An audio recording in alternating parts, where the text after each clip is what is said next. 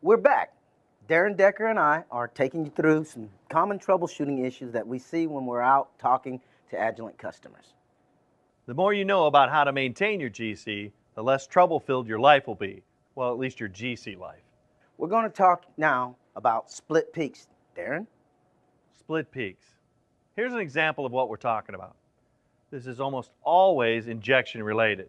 In GC, there's no column that will separate benzene from benzene or methanol from methanol.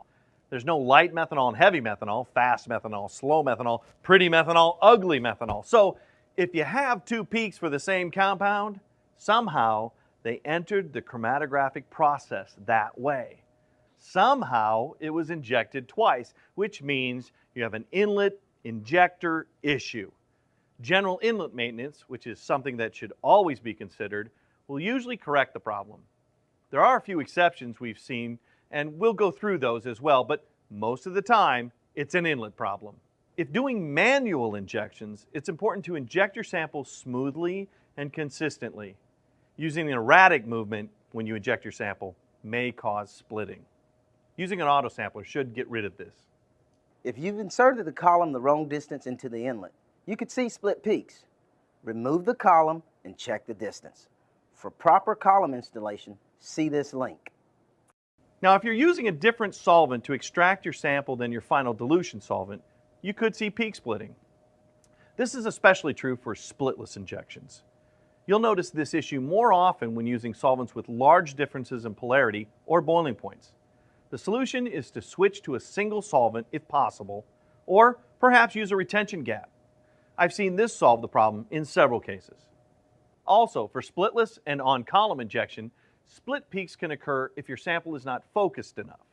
This can be addressed by adjusting the temperature or, again, using a retention gap. In some cases, the split peak isn't really the same compound, but a breakdown component of your compound. This could also present itself as a broader, distorted peak or a tailing peak.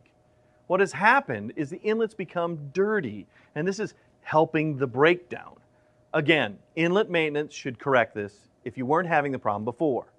If for some reason the inlet conditions, temperature, flow, etc. have changed, that might be causing the breakdown. Restoring your inlet to its previous conditions should solve this. Now, I've seen one other kind of splitting of peaks, in particular, later eluting peaks. This is usually due to volatility issues. In other words, somewhere there's something, a transfer line, a detector base or something, that isn't as hot as it used to be, and the compound is dropping out of the gas state. Making sure everything is at temperature will solve this problem.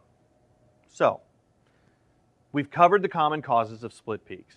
These tend to be caused mostly in the injection process and column installation, rather than true instrumentation issues. Now, let's turn to a chromatographic problem that may prove to be a little more tricky to identify the cause: retention time shifts.